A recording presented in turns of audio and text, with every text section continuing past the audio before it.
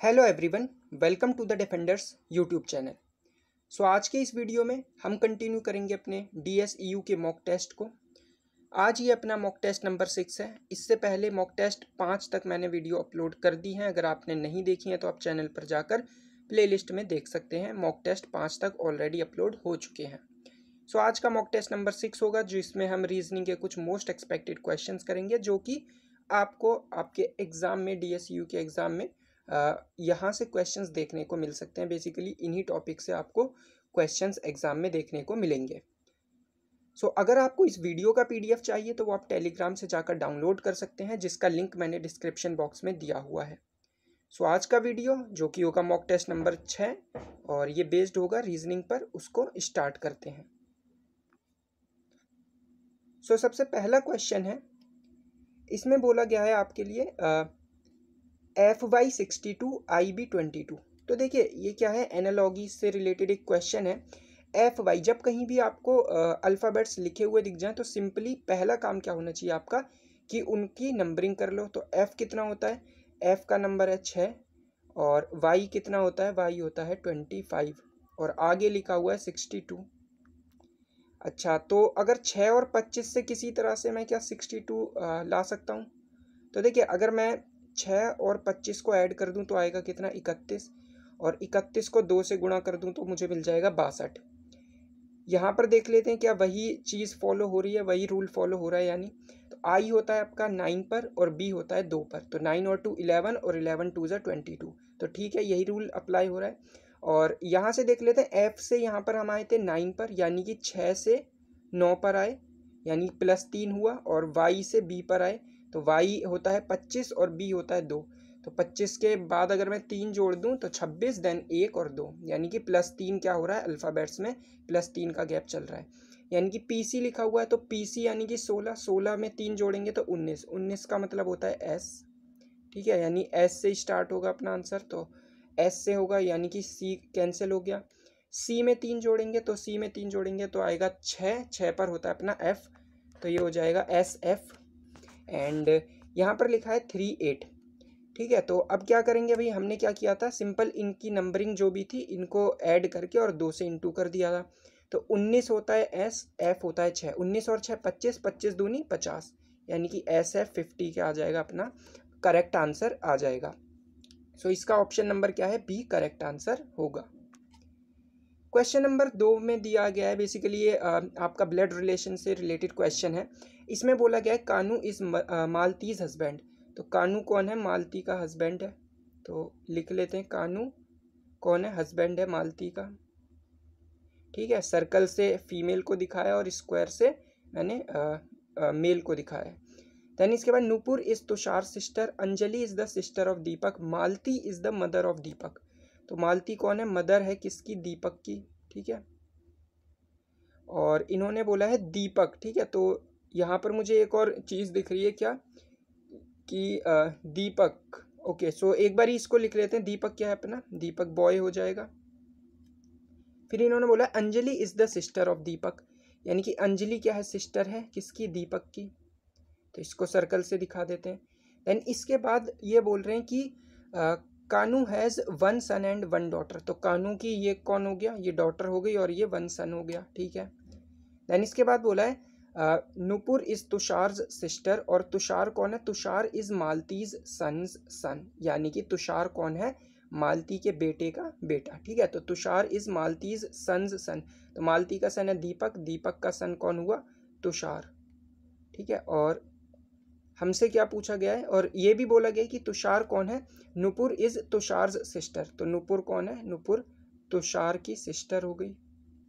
तो हमसे इन्होंने पूछा है how is Nupur related to Kanu. तो नूपुर किस तरह से रिलेटेड है कानू से, तो देख सकते हैं हम, कानू का जो बेटा था दीपक, उस दीपक की कौन थी, ये डॉटर थी नूपुर। तो नूपुर बेसिकली कौन हो गई, कानू के लिए ये पैटर्नल ग्रैंड डॉटर हो गई। ठीक है, ग्रैंड डॉटर हो गई बेसिकली। तो ऑप्शन नंबर क्या हो जाएगा, B करेक्ट हो जाएगा। ठीक है, ये दादाजी हो गए इसके लिए और ये पोती। ठीक, तो पैटर्नल ग्रैंड डॉटर क्या होगा, इसका करेक्ट आंसर हो जाएगा। क्वेश्चन नंबर 3 एनालॉगी से रिलेटेड है। बेरूट लेबनन तो अगर आपको कैपिटल करेंसीज याद हों कुछ, तो बेरूट आपको पता होगा लेबनान की क्या है, कैपिटल है। और लेबनान कहाँ का एक देश है, तो ये बेसिकली मिडल ईस्ट में आपको देखने को मिल जाएगा, नियर मेडिटेरेनियन सी। ठीक है, तो Beirut is the capital of Lebanon.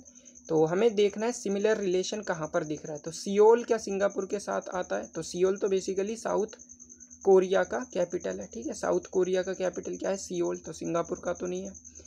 And Moscow आपको पता होगा, मॉस्को कहाँ का है, रशिया का। ठीक है, रशिया का मॉस्को, तो यहाँ पर भी गलत लिखा हुआ है, ओमान का तो मस्कट होना चाहिए था। सिमिलरली सिंगापुर का सिंगापुर सिटी होना चाहिए था। अफगानिस्तान का काबुल होना चाहिए था, लेकिन यहाँ पर दिया है क्या, जकार्ता। जकार्ता कहाँ का कैपिटल है, तो ये है आपका इंडोनेशिया का। हालांकि अब इसको चेंज किया जा रहा है और नया कैपिटल नूसंतारा को बनाया जा रहा है। ठीक है, ये आपको पता ही होगा, होपफुली करंट अफेयर में आपने ये पढ़ा होगा। तो जो करेक्ट आंसर है वो क्या है, option number B, that is Colombo, Sri Lanka. ठीक है, तो कोलंबो किसका कैपिटल है, श्रीलंका का। अब श्रीलंका के केवल एक ही कैपिटल नहीं है, इसके दो कैपिटल है, एक है श्री जयवर्धनापुरा कोट्टे और एक है आपका कोलंबो। ठीक है, तो इसके अकॉर्डिंग ऑप्शन नंबर क्या है, बी करेक्ट आंसर हो जाएगा इस क्वेश्चन का। देन इस तरह का क्वेश्चन आपसे 22 मार्च के दिन एग्जाम में पूछा गया था, तो होपफुली दोबारा भी वो पूछ सकते हैं इस तरह का क्वेश्चन। तो देख लेते हैं, बेसिकली कोडिंग डिकोडिंग का ही क्वेश्चन होता है एक तरह का, बहुत ही आसान होता है। तो क्या बोला है, milk is written as toffee, toffee is written as rice, rice is written as white and white is written as black and black is written as pink. Then what do we obtain from cows, तो cows से हमें क्या मिलता है, cause यानी कि गाय, गाय से हमें मिलता है दूध, और दूध को यहाँ पर क्या बोला गया, यानी कि मिल्क, मिल्क क्या लिखा गया, milk is written as toffee, तो मिल्क का क्या हो जाएगा, टॉफ़ी, यानी कि what we obtain from cows, so यहाँ पर आंसर क्या आ जाएगा, टॉफ़ी। ठीक है, क्योंकि मिल्क को क्या बोला जाता है, टॉफ़ी, इसलिए आंसर क्या होगा, टॉफ़ी। देन क्वेश्चन नंबर 5 है, इसमें बोला गया है Divij is facing the south and then turn 45 degrees clockwise. तो देखिए इस तरह से मैं एक क्लॉक बना लेता हूँ। ठीक है, एक सर्कल बना लिया, यहाँ पर दिविज है वो साउथ में देख रहा है। ठीक है, तो ये साउथ में देख रहा है यहाँ से, फिर इसने बोला कि ये दिविज जो है 45 डिग्री क्लॉकवाइज मुड़ गया। ठीक है, तो क्लॉकवाइज इस डायरेक्शन में होता है और एंटी क्लॉकवाइज इस डायरेक्शन में। ठीक है, तो 45 डिग्री अगर ये क्लॉकवाइज मुड़ गया, तो पहले यहाँ साउथ में देख रहा था, अब कहाँ हो जाएगा, करीब यहाँ पर आ जाएगा, है ना, 45 डिग्री अगर ये क्लॉकवाइज मुड़ गया तो। देन इसके बाद बोला गया after that he turns 135 degrees clockwise, तो अगेन 135 डिग्री क्लॉकवाइज वो मुड़ चुका है। तो 135 डिग्री यहाँ से घूमेगा तो कहीं यहाँ पर आ जाएगा, यानी कि ये अब नॉर्थ में देखने लग जाएगा। क्यों, क्योंकि ये 45 था, ये 135 था, टोटल मिलाकर 180 डिग्री बन गया, और ये होता है लीनियर पेयर। तो यानी कि पहले ये साउथ में देख रहा था, अभी नॉर्थ में देखने लग गया है। फिर इसके बाद इन्होंने बोला है he finally turns 45 degrees anti clockwise, यानी कि वापस एंटी क्लॉकवाइज देखने लग गया, तो ये कुछ यहाँ पर आ जाएगा। ठीक है, मतलब इस डायरेक्शन में अब वो देख रहे हैं। तो हमसे पूछा गया विच direction is he facing now, तो कौन सी डायरेक्शन है ये, सो ये है अपनी नॉर्थ वेस्ट डायरेक्शन। तो आंसर क्या हो जाएगा, option number C, north west is the answer. Then स्लॉग से रिलेटेड क्वेश्चन है, इसमें बोला गया है ऑल प्रोडक्ट्स आर यूजफुल, तो बना लेते हैं ऑल प्रोडक्ट्स आर यूजफुल। ठीक है, देन इसके वाला है नो यूजफुल इज टफ, यानी कि यूजफुल टफ नहीं हो सकता, यूजफुल का कोई भी रिलेशन टफ के साथ नहीं है। अच्छा, अगर यूजफुल टफ के साथ कोई रिलेशन नहीं बना सकता, तो इसका मतलब ये है कि प्रोडक्ट भी टफ के साथ कोई रिलेशन नहीं बना सकता, क्योंकि यहाँ पर क्या बोला है, प्रोडक्ट सारा का सारा यूजफुल के अंदर है। ठीक है, तो बेशक से इसमें प्रोडक्ट और जो आपका ये टी से यानी कि टफ है, तो इन दोनों के बीच में बेशक से कोई डायरेक्ट रिलेशन ना दिया हो, लेकिन अगर ये बोलते हैं ना कि इन दोनों के बीच में कोई रिलेशन हो सकता है, तो ये कंप्लीटली फॉल्स होगा। ठीक है, और कंक्लूजन पर आ जाते हैं अब हम फटाफट। इन्होंने बोला नो प्रोडक्ट इज टफ, कोई भी प्रोडक्ट टफ नहीं है, तो ये बिल्कुल करेक्ट बात है ना। हालांकि अब देख लो यहाँ पर हमें क्या नहीं दिया, हमें प्रोडक्ट और टफ का कोई भी रिलेशन यहाँ पर दिया नहीं है स्टेटमेंट में, लेकिन उसके बावजूद भी हम इसको क्या करेक्ट बोल सकते हैं, क्योंकि सारा प्रोडक्ट यूजफुल के अंदर आता है। Then some useful are products, some useful are products, तो सही बात है, ये जो पूरा का पूरा यूजफुल है, इसका कुछ हिस्सा प्रोडक्ट है, ये वाला पूरा हिस्सा। तो some useful are products absolutely correct. No useful is product, कोई भी यूजफुल प्रोडक्ट नहीं है, तो ये तो गलत हो गया, क्योंकि ये प्रोडक्ट तो यूजफुल है। तो यानी कि अपना ऑप्शन ये कंक्लूजन 3 गलत हो गया और 1 और 2 सही है, यानी कि ओनली कंक्लूजन 1 एंड 2 फॉलोज, यानी कि ऑप्शन नंबर ए क्या हो जाएगा, इसका करेक्ट आंसर हो जाएगा। Option number A is the correct answer. Then question number 7, ये इनइक्वालिटी से रिलेटेड क्वेश्चन है, तो देख लेते हैं क्या बोला गया इसमें। तो ये NHTGFD के बीच में एक रिलेशन दिया गया है इनइक्वालिटी का। Which of the following conclusion is not correct, तो इसमें से कौन सा सही नहीं है। तो देखिए G इन्होंने बोला है G बड़ा है D से, तो देख लेते हैं G ये रहा और D ये रहा, तो ऑब्वियस सी बात है G यहाँ से मुझे दिख रहा है कि G बड़ा है D से। क्यों? क्योंकि G बड़ा है F से और F बड़ा है D से, तो इसका मतलब G तो बड़ा होगा D से, तो बिल्कुल सही बात है। यानी इन्होंने बोला है N बड़ा है G से, ठीक है। तो देख लेते हैं N ये रहा और G ये रहा, तो ये वाला रिलेशन है यहाँ पर, N is less than H, H is less than T and T is equals to G। अब यहाँ से मुझे देखते ही पता चल रहा है क्या G किससे बड़ा है, N से। G या तो T के बराबर है और T H से बड़ा और H N से बड़ा है, तो इसका तो डायरेक्ट सा मतलब हो गया कि G क्या हो जाएगा, G बड़ा हो जाएगा N से, ठीक है। G क्या है, बड़ा है N से, लेकिन यहाँ पर बोला है कि N बड़ा है G से, इसका मतलब ये क्या हो गया, फॉल्स हो गया, और यही क्या है, इनकरेक्ट है इसमें, क्योंकि हमें यही बताना था कौन सा कंक्लूजन नॉट करेक्ट है, तो यही वाला जो ऑप्शन बी है ये क्या है, नॉट करेक्ट। क्वेश्चन नंबर 8 में बोला गया है PQRST live on different floors from floor 1 2 3 4 5 6, ठीक है। तो फ्लोर बना लेते हैं, 5 फ्लोर्स हैं, ठीक है। तो ये 1 2 3 4 5, ठीक है। सो ये 1 ये 2 ये 3 4 एंड 5, ये 5 फ्लोर बना लिए। इन्होंने बोला है कि S lives on just above floor of Q, यानी कि Q के जस्ट अबव कौन रहता है, S रहता है, ठीक है। यही बोला इन्होंने, S lives on just above floor of Q, यानी कि इन दोनों के बीच में कोई और नहीं रहता। देन इन्होंने बोला है P lives on the floor just below T, यानी कि T के जस्ट नीचे कौन रहता है, T के जस्ट नीचे रहता है P। एंड इसके बाद इन्होंने बोला है R lives on the floor just below P, तो R कहाँ रहता है, जस्ट बिलो P, यानी कि P के नीचे कौन है, R है। तो देखो पांचों का वैल्यू हमें पांचों के पोजीशन हमें पता चल चुके हैं। अब बस एक कंडीशन और दे रखी है इन्होंने, क्या कि Q lives on the floor just above T, यानी कि ये जो Q है वो T से जस्ट अबव रहता है। इसका मतलब क्या हो गया, SQTPR, ये करेक्ट क्या होगा, ऑर्डर होगा, यानी कि S सबसे ऊपर, देन Q आ जाएगा आपका, देन Q के बाद T आ जाएगा, T के बाद हमारा P है और P के बाद फाइनली R है। तो हमसे पूछा who lives on the top floor, तो टॉप फ्लोर पर कौन रहता है, S रहता है। सो ऑप्शन नंबर बी क्या हो जाएगा, इसका करेक्ट आंसर हो जाएगा। क्वेश्चन नंबर 9 में बोला गया है Awadhesh starts walking from his home, तो मान लेते हैं यहाँ पर कहीं उसका होम है अवधेश का।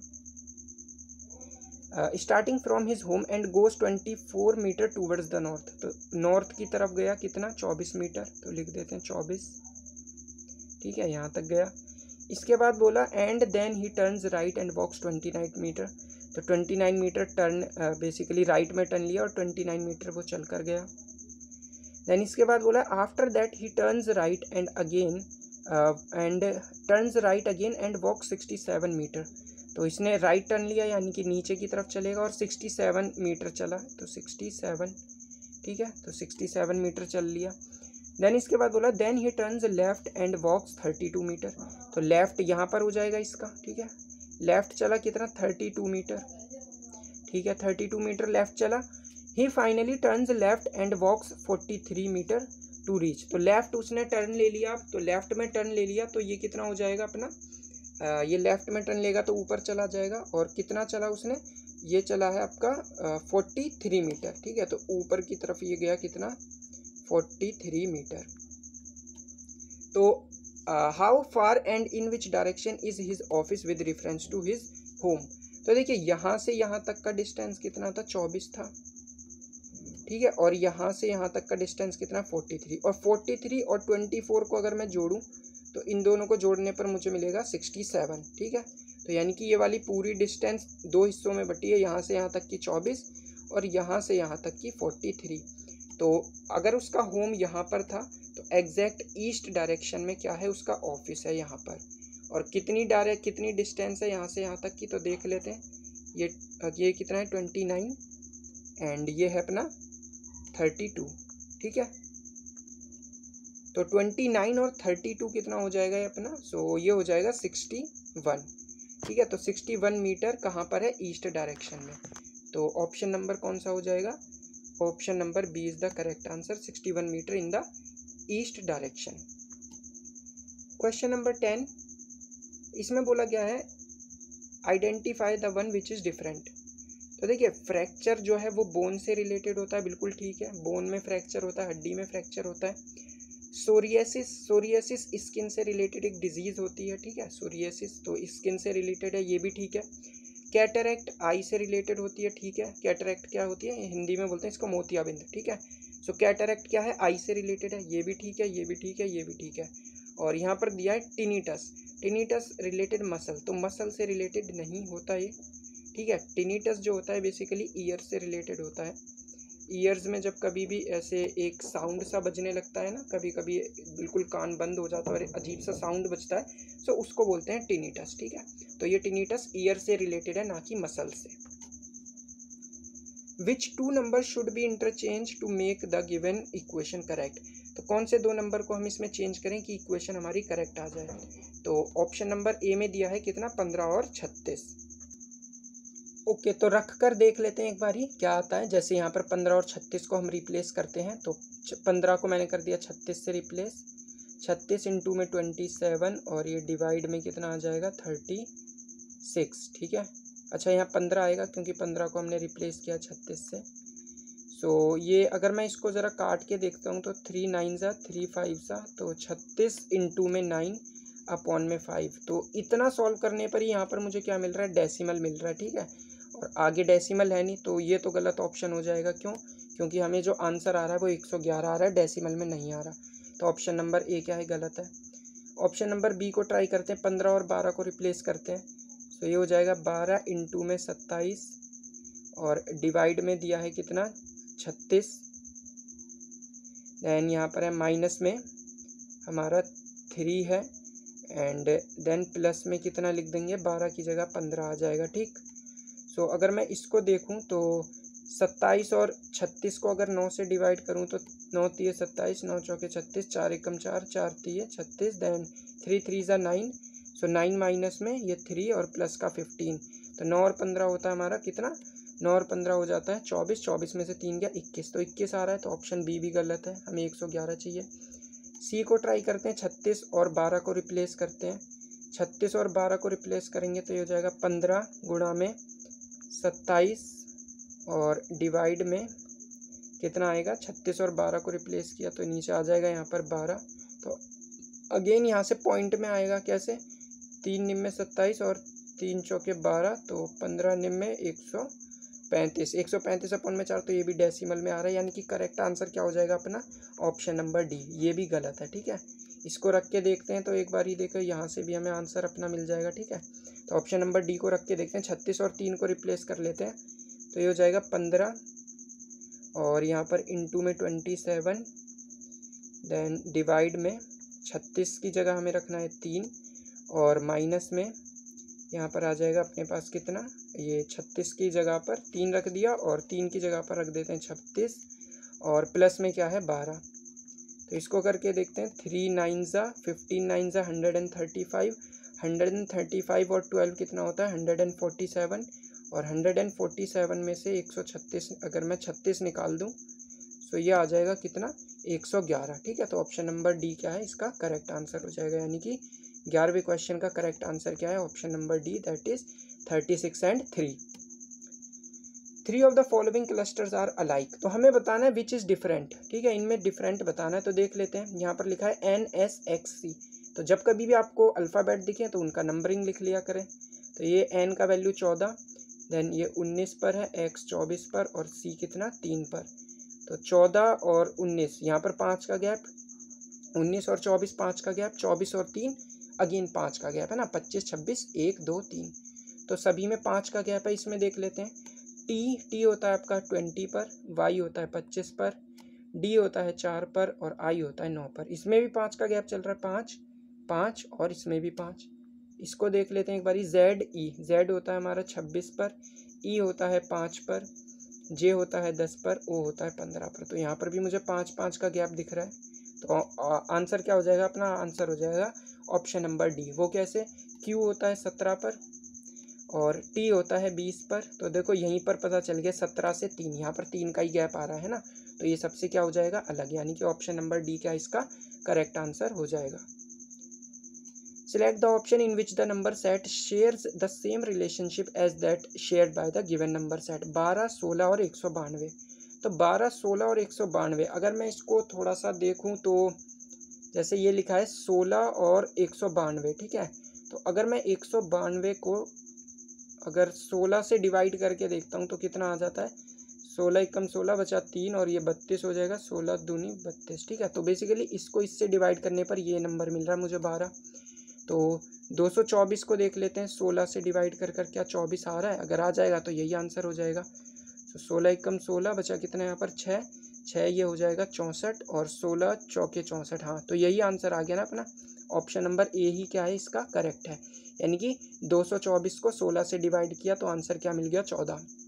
या आप ऐसे भी सोच सकते हैं 14 गुना 16 224 होता है और 12 गुना में 16 192 होता है, ठीक है।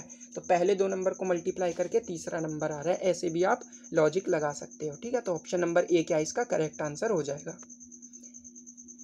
इसमें दिया गया टंका इज रिटन एज 44। तो मैंने फिर से अभी आपको बताया था कि जब कभी भी आपको अल्फ़ाबेट लिखे दिख जाए तो वहाँ पर उनकी नंबरिंग कर दें। तो टंका लिखा है, टंका टी होता है 20 पर, ए होता है 1 पर, एन होता है 14 पर, के होता है 11 पर, ए होता है 1 पर।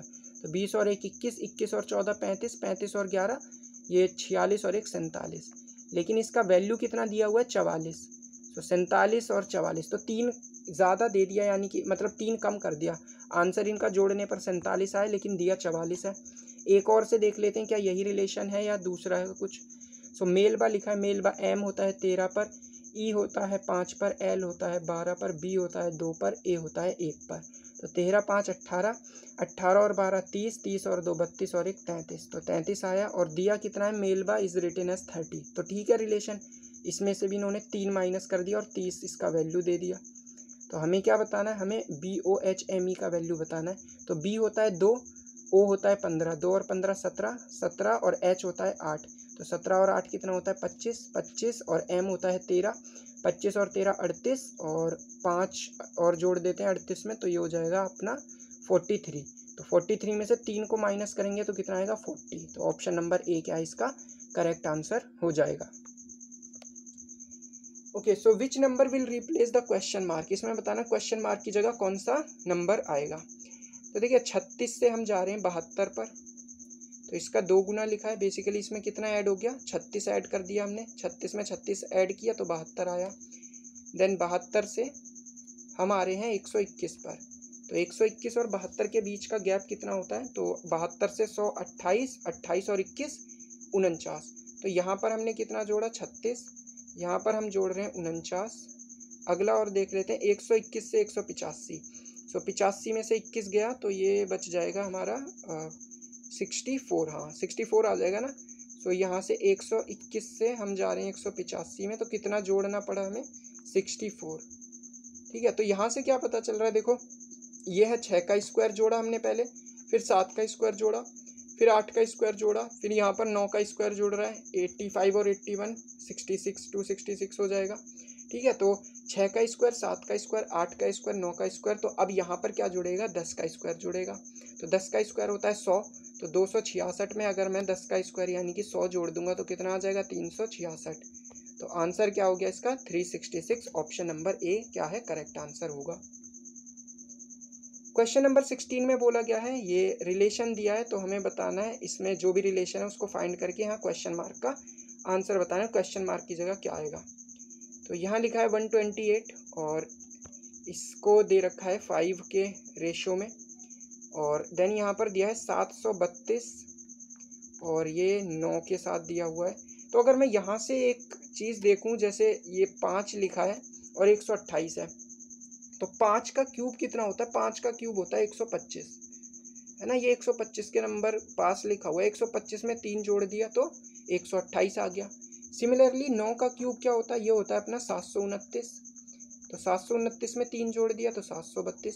तो इसका मतलब है 6 के क्यूब में हमें 3 जोड़ना है तो आंसर मिल जाएगा। तो 6 का क्यूब होता है 216, 216 में 3 जोड़ूंगा तो आंसर क्या आएगा 219, यानी कि ऑप्शन नंबर ए क्या है इसका करेक्ट आंसर हो जाएगा। क्वेश्चन नंबर 17 में बोला गया in a certain code language just like a man is written as 9821। ठीक है, तो जस्ट लाइक अ मैन किस तरह से लिखा जाता है 981 से। So just like a man, ठीक है, इसको किस तरह से लिखा है 9821, 9821। और ए मैन इज कूल, इसको लिखा जाता है ए मैन इज कूल, इसको लिखा गया है 2164 से 2164। तो हमें बताना है what is the code for man like. ठीक है, तो मैन लाइक का हमें कोड बताना है। तो दोनों में देख लेते हैं कॉमन क्या आ रहा है। यहाँ से मुझे मिल रहा है ए मैन, इसमें भी कॉमन आ रहा है, ए मैन इसमें भी कॉमन आ रहा है। नंबर कौन से कॉमन आ रहे हैं, यहाँ पर 2 1 दिख रहा है, यहाँ पर भी 2 1 दिख रहा है, यानी कि मैन के लिए या तो 2 यूज हुआ है या फिर 1 का यूज किया गया है। ठीक है, तो या तो 2 आएगा या फिर 1 आएगा। तो सी तो कट जाएगा अपना, सी तो आंसर हो नहीं सकता। ठीक है, 9 4 तो कहीं से कहीं आंसर नहीं है। बाकी इन्होंने दिया है मैन लाइक, तो लाइक देख लेते हैं, लाइक अपना पहले वाले ये सेंटेंस में दिया हुआ है, तो 2 और 1 तो अपना पहले ही हो चुका है, तो यहाँ पर मुझे दिख रहा है जस्ट लाइक। तो लाइक का वैल्यू क्या हो सकता है, लाइक का यहाँ पर या तो ये अपना 9 हो सकता है या फिर 8 हो सकता है। ठीक है, तो या तो मुझे मिल जाएगा यहाँ पर क्या 1 और 9 मिल सकता है या फिर 2 और 9 मिल सकता है। तो 1 और 9 तो मुझे यहाँ पर कहीं दिख नहीं रहा है ना, ना यहाँ है ना यहाँ ना यहाँ, लेकिन 2 और 9 दिख रहा है ना। तो 2 और 9 दिख रहा है, तो ये एक पॉसिबिलिटी यहाँ पर आ रही है। उसके अलावा तो कोई सा नंबर भी हमें यहाँ पॉसिबिलिटी मिल नहीं रही ना। बेसिकली 2 और 1 किसी एक का वैल्यू हो जाएगा मैन, और जो 9 या 8 था तो इनमें से किसी एक का वैल्यू हो जाएगा लाइक। तो यहाँ से क्योंकि 8 मुझे कहीं पर नहीं दिख रहा तो 9 ही लेकर चल रहे थे, यानी कि 9, यानी कि 2 और 9 क्या हो जाएगा इसका करेक्ट आंसर हो जाएगा, यानी कि ऑप्शन नंबर ए क्या है करेक्ट आंसर है इस क्वेश्चन का। देन इसमें बोला है फोर्ट से। ठीक है, फोर्ट से इज रिटन एज ESTROF, तो ये तो इसका उल्टा ही लिख दिया, ये तो देख कर ही ऐसे ही पता चल रहा है ना। क्या लिखा है FORTSE, तो इसका उल्टा कर दिया ESTROF, है ना। तो हमें क्या पूछा नाइट, तो नाइट का उल्टा क्या हो जाएगा THGINK,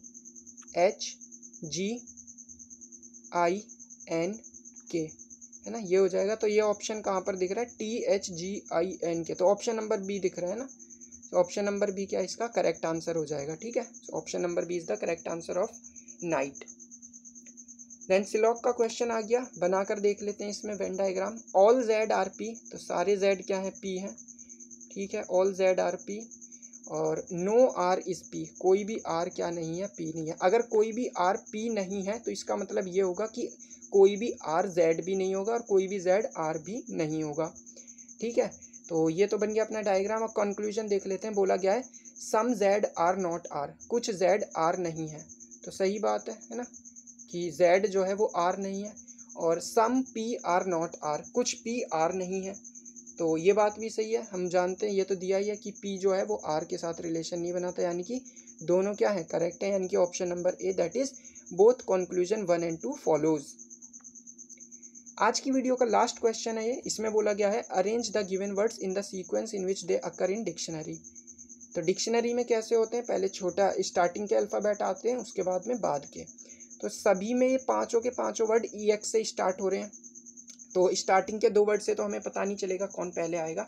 तीसरा अल्फ़ाबेट देखते हैं, इसमें मिल रहा है मुझे C, इसमें मिल रहा है मुझे I, और इन तीनों में मिल रहा है मुझे P। तो CIP, तो सबसे पहले तो C आएगा यानी कि 1 आएगा सबसे पहले, उसके बाद I आएगा यानी कि 2 आएगा। ठीक है, अब इन तीनों में से देख रहे हैं तो 1 और 2 से जो भी स्टार्ट हो रहा है वही अपना आंसर है। तो B नहीं हो सकता, A भी नहीं हो सकता, ये कैंसिल हो गए। या तो ऑप्शन नंबर C आंसर है या ऑप्शन नंबर D आंसर है। तो एक्सपेंड में देखते हैं, एक्सपर्ट में और एक्सपेक्ट में, तो तीनों में P आ रहा है X के बाद, तो इससे भी पता नहीं चलेगा। आगे चलते हैं, यहाँ पर दिख रहा है A, यहाँ पर दिख रहा है E, यहाँ पर दिख रहा है E। तो अगेन क्या A क्या आता है, पहले आता है E से, यानी कि 1 2 3 से अपना आंसर स्टार्ट होगा। तो दोनों में 1 2 3 है। देन एक्सपर्ट और एक्सपेक्ट दोनों E से स्टार्ट हो रहे हैं P के बाद। E के बाद देखते हैं ये R से स्टार्ट है और ये C से स्टार्ट है। तो R और C में C पहले आता है, तो यानी कि 3 के बाद 5 आ जाएगा और उसके बाद 4। सो ऑप्शन नंबर क्या करेक्ट हो जाएगा, 1 2 3 5 4, यानी कि 1 2 3 5 4। ऑप्शन नंबर सी क्या है इसका करेक्ट आंसर हो जाएगा। सो आई होप कि आप सभी लोगों ने वीडियो को काफ़ी एंजॉय किया होगा, आपको बहुत कुछ नया जानने को मिला होगा। सो अगर आपको इस वीडियो का पीडीएफ चाहिए तो आप टेलीग्राम से जाकर डाउनलोड कर सकते हैं, जिसका लिंक डिस्क्रिप्शन बॉक्स में दिया हुआ है। सो आई होप आपको वीडियो काफ़ी पसंद आया होगा। So thank you so much for watching this video.